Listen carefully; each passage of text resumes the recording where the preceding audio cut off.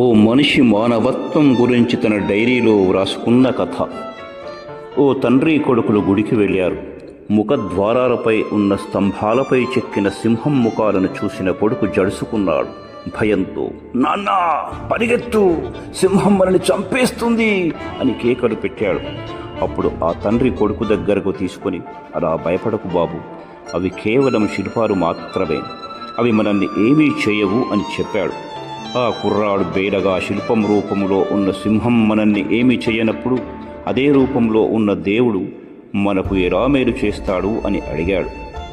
ఆ మాటలు విన్న తండ్రి తన డైరీలో ఇలా వ్రాసుకున్నాడు: ఆ రోజు నుంచి ఈ రోజు వరకు నా దగ్గర వాడి ప్రశ్నకు సమాధానం లేదు, కానీ అప్పటి నుంచి దేవుడిని శిలువాల్లో కాకుండా మనుషుల్లో వెతకడం ప్రారంభించాను.